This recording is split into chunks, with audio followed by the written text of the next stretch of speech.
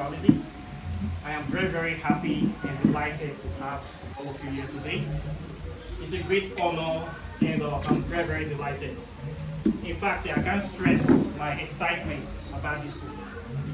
Today we are going to be marking history with the launching of this very material in the academic fields. So it's my great pleasure and honor by the virtue and the grace of our African ancestors to be the messenger to bring forth this topic to modern day Africa. So once again, my name is Efe West, as you all know, and I once again invite you to this book launching. We're going to be talking about the subject of plasma physics. When we say plasma physics, it's an aspect of physics that is the highest state of physicalization of matter, which involve the spiritualization of material elements. You know, in science, when we were in primary school, when we were studying integrated science, our teachers used to tell us that in science there's something they call matter, M-A-T-T-E-R. That this thing called matter is made of three states: solid, liquid, and gas. They will say, what is matter? They will tell us that matter can be defined as anything that have weight and occupy space. That man is matter, anything you can see, touch is matter, share is matter, table is matter, we all matter. Okay? Now when you get to the university level, your tertiary level, they will tell you that there is four states of this matter. That is not only composed of solid, liquid, and gas. There is also a fourth state called plasma states. And this plasma state is the fourth state. So this is the fourth state I want to talk about today. And this is what this book is all about: plasma physics, the fourth state of matter. As many people we understand, they don't really go into details about this fourth state. They only tell you there's a fourth state and they call it plasma, and this is what we know. We don't go beyond what does this plasma really contain. What is the meaning of this fourth state? How is this accessible? Is it tangible?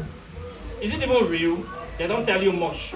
They kind of restrict this knowledge to a certain people, very few people that we want to call maybe people that are in the physics department, that we say they study plasma physics. These are the people that study this fourth state. And we have come to discover that this fourth state of matter is a state that is out of this physical reality. It is not solid. It is not also liquid. It's not gaseous. It is something that is more than all this level. In African spirituality, we will call it the spirit realm, because it's a realm of invisible reality. In this realm contains elements of things you cannot see with the naked eye. So the only way we can classify or explain this fourth state is the so-called elusive spirit world that every religious system is looking for. Now we have come to discover that the Western academics and science is studying this spirit world in the title of plasma physics. And this brings us to the topic: if these people are studying this thing, they call it plasma physics, what does it contain? What is plasma physics? Plasma physics can be described as the study of invisible particles of nature. When something is invisible, it means you cannot see it with the naked eye. It means it is spiritual particles, right?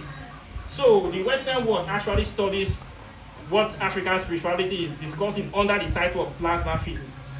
So in this book, I have been able to tie this so-called plasma physics with African spirituality together, with hardcore evidence beyond undisputable fact, and I'll be able to trace the source and the origin of this plasma physics to its origin, which is the source of what is giving us life on this planet, which is your sun that you see out there every day. The sun, S-U-N. As you know, we are living in a rock called Earth that cycles around the sun every 365 days to make a year. Every 365 days, our head goes around the sun to complete one cycle, which is a year. So why is this Earth going around the sun? And what is our connection with this sun? Is it not possible that this sun is the source of life? If you agree that without this sun there will be no Earth, then we can agree that this sun is the most supreme power on this our solar system. Because without this sun there will be no solar system. As you can see, the whole nine planets revolve around the sun, right? So if we are looking for the ultimate power or the most supreme power, we have to look at the sun. Now, some people in religious cycles pray every day to an invisible God. It can be Muhammad, can be Jesus, can be Buddha, and they claim they don't see this God every day, but they believe it is there. Well, at ancient African spirituality and modern science have been able to decipher that the so-called supreme God that is elusive is right in front of us, and we see it every day, but people don't regard it because it is part of nature. And when we are looking for God, there is no single spiritual system in the world that can say that anybody has actually seen this God. We can't see it. We only pray or believe, but we don't know. The good thing about science is that we seek to know. We don't believe in what is not tangible. We focus on facts. And the facts that we have on hand is that we see nature as an expression of divinity, which can be reflected in our everyday living. The African spirituality we are talking about is simply the understanding or the perception of the African people to divinity, how Africans view divinity. Now you will understand that every spiritual system in the world have their own way they see or they understand the thing they call God. We can see the Christian people is the origin of the Jewish people. The Christian religion is their own understanding of how they see God. The Islamic people using the Quran or whatever is the view of how they see God. The Asian people, which is the Buddhist people, is their own understanding. In Africa, we have our own understanding of how we see God. So African spirituality can be defined as the perception of the African people of how they see God. Okay? So now, I have been able to trace the origin of plasma physics to the veneration of the sun as a deity in ancient Africa. We trace this all the way back to ancient Egypt under the name of Kemet. This was before colonization of the Western world. The whole African continent used to be one, and we venerate the sun, and we call ourselves the children of the sun. And I was able to trace this veneration back all the way to India, and we have been able to study how the sun works through the ancient scientific practice of biomimicry or biomimicry. This is a term that has to deal with studying nature to create modern day technology. Modern man has been able to study nature to produce advanced technologies. For instance, men saw birds flying, and they're able to create the aeroplane. For us to create technologies, we have to study animals in nature or things in nature. So, ancient men have been able to study how the sun generates its energy. And they'll find out that in studying this, we are able to understand that the sun is a source of what we will call a thermoplasma fusion generator, which modern day people would like to call a nuclear reactor. So the sun is a miniature or the greatest, most powerful organic nuclear reactor we have in this planet. And the sun is made of plasma. Now plasma is made of spirit particles. And the plasma particles are the building blocks of nature.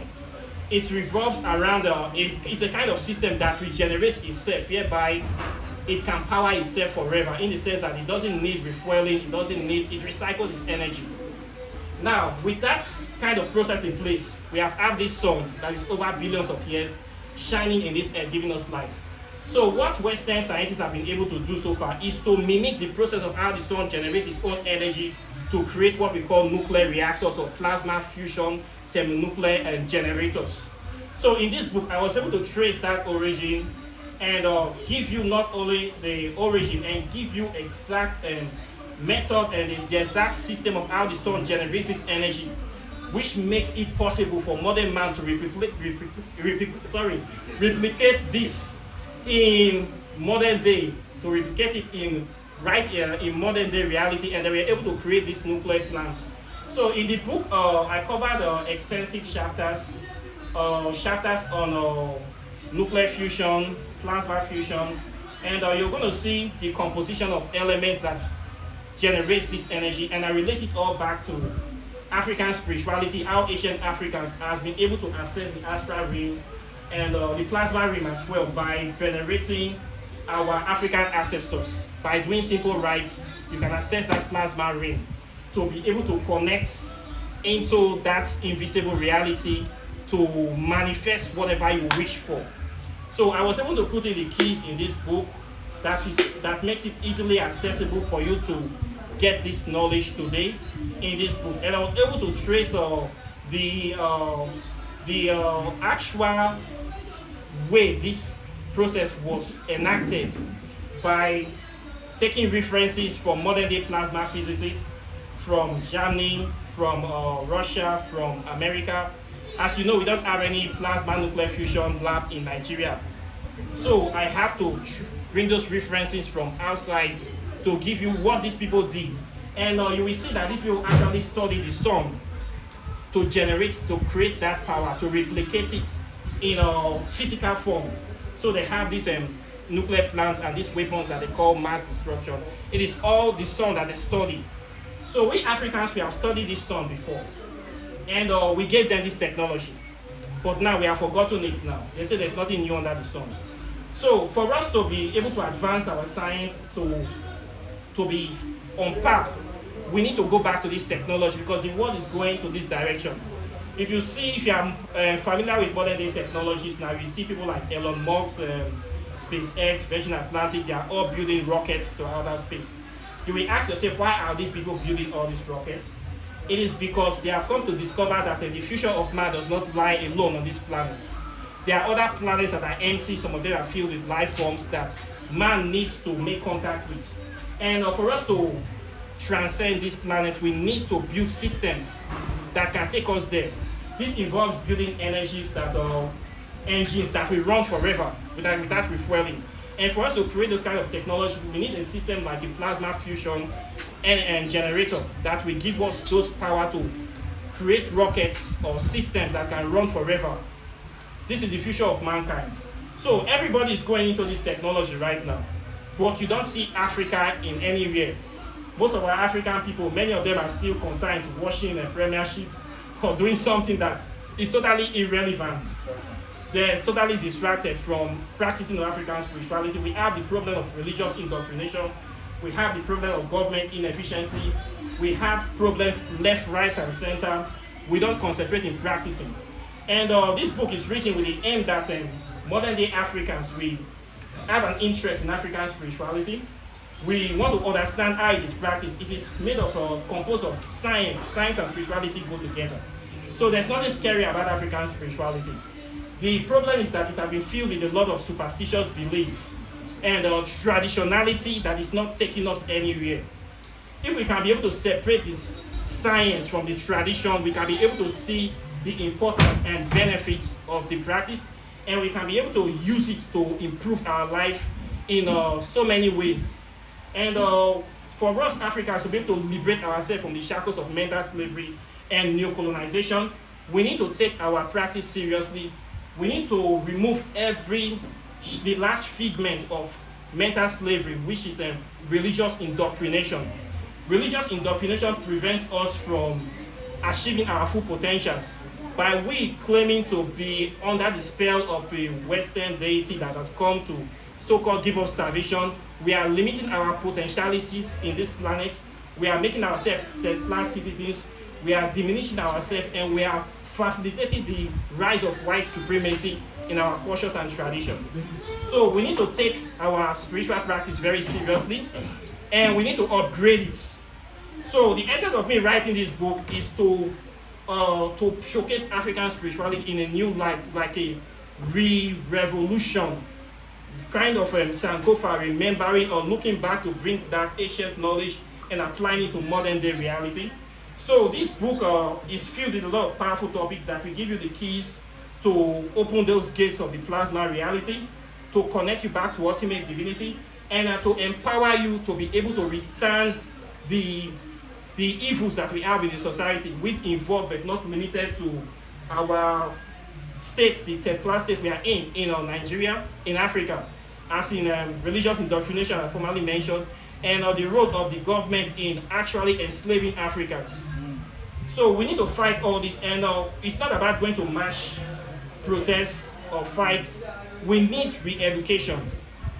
Education is opening the day, not the fake education they give us. We need to rejig our spiritual practice. All those unnecessary practices, we need to wipe them out, and we need to upgrade it with the scientific reality by connecting the dots. So in this book, I was able to connect those dots, and I was able to bring a new life into this topic of African spirituality, and I was able to update and upgrade the knowledge with the latest technology that will propel us into the 21st century.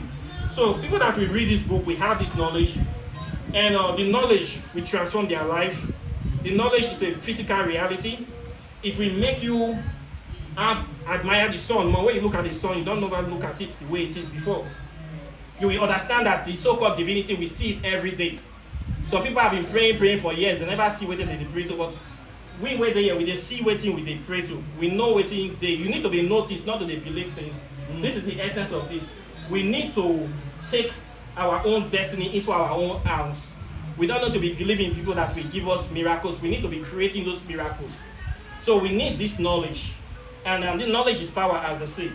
So this book will enlighten many people. It will show you what is there, what is reality. It will take you into the past and push you into the future. In fact, this book is a gateway. And what you have been saying in this symbolism is the trident. I call this trident the trident of Eshu. Many people have asked, is this like a fork for torturing people in hellfire? No, nothing like that. This trident you see represents the three main physics science that men need to predominate on this planet, which is the trinity of quantum physics, nuclear physics, and plasma physics. Now, quantum physics talks about the visible and invisible particles of nature. For you to go to plasma physics, you need to pass through the quantum ring. In science, again, they will tell you there is something they call atom. And the atom has a square made up of electrons, protons, and neutrons. And when you go beyond, you will see specks and quarks. Now, when you go into the atom, you go into the spirit world. So for you to understand plasma physics, you need to go through what they call quantum physics. I have written this book about 7 years ago to talk about this topic. Now, when you finish this topic, you need to go here. This is the next level. So you see that science builds on each other, and the spiritual practice also progresses.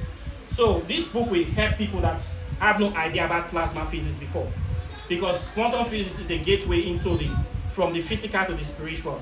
But when you have fully understand what quantum physics talks about, you are now ready for plasma physics.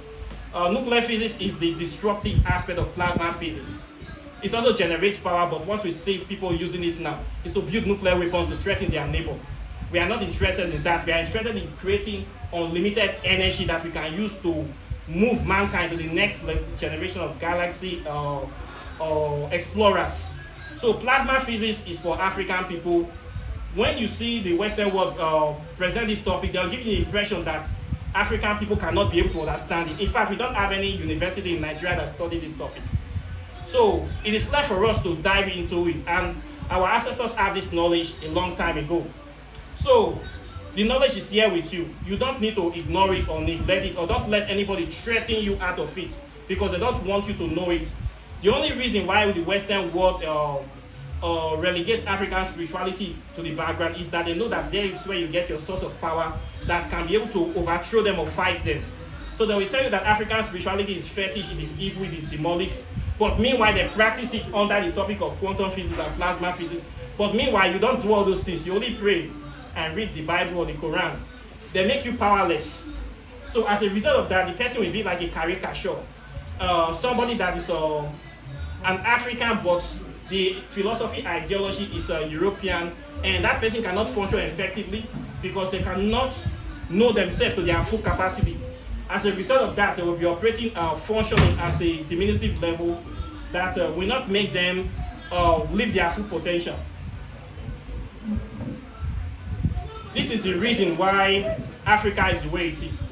So, I want to encourage everybody here to take the topic of African spirituality very seriously, and to create time out of your busy schedule to be studying and practicing this topic, because this is what connects the African people to their soul. Without this connection, we Africans are nothing. They say a people without knowledge of their history or their past is like a tree without roots. So when you cut yourself from the source, you cut yourself from this knowledge, it's like the person will be floating, and when you are floating, you are just open for anybody to tell you, to manipulate you. You see the Chinese people coming here, you see the Americans coming here, and what they are coming to do here, they are coming to steal our natural resources because we don't know who we are. So for us to be able to stand firm, even to even speak back to our government, we must have a firm base, and our base and foundation should be dwell on our African spirituality connection. So whatever you do, it doesn't matter if you're going to church or mosque, do not throw away your connection to your African spiritual practice. Study it, practice it, grow with it, and the most important thing, pass it to the next generation. Make sure that your children know this topic, because this is what makes us African people. So if we don't do this, we will die naturally. As you can see, Africa is the most richest continent. We have all the natural resources and everything, and we are still suffering. It is because of lack of knowledge and lack of awareness. So my view is that this generation should correct all these anomalies by actually practicing this. So I have been able to try since I got into African spirituality. I used to be a Christian, by the way. I used to be a Bible juggernaut. I used to fast. I used to pray. I did all that for more than 10 years before I discovered the truth about African spirituality, and I left. And since then, I have not looked back. So when you discover who you are, you find out that you don't need to wait for somebody to tell you what you need to do. You need to take your own decisions, and you need to practicalize. You need to become a difference. So how do we become a difference? By making a change. So making a change is by doing the work. Doing the work has informed me to start writing, which is one of my talents I've discovered, to start writing treatises on African spirituality. So as a result of that, I've been able to write 4 books so far. This is the first when I discovered African spirituality, quantum physics. And this one was the second one about spells, African spells, over 200 spells a year. I also did launching for this book. And all of them are bestsellers. Then this third one, Whispers of Amenti, talks about African deities, how to make contact with them, how to venerate them, and how to understand their nature, philosophy, ideology. With the knowledge in this book, you can be able to start your practice without any middleman. You can be able to understand what these deities represent, and how you can take advantage of this knowledge to move your life forward. But to crown it all, this 4th book here, Plasma Physics, is a book that right now, it has not been out. It's the first book in the history of Africa. Nobody has written this book before. So all of you sitting here now are a part of history. So it's not an ordinary book, and it is here. So the knowledge in this book will transform Africa and position us for a greater tomorrow. So it's my gift to you today, and it's my happiness, and I am very, very grateful for the ancestors to give me the grace to write this book. So please do not underlook this book. Create time to read it, create time to study it, and apply the principles that you will find, and you will see changes in your life. So I'm very happy to announce this book today, and I'm very happy that you are part of this launch. It's a great honor, and I thank you very much for this. So.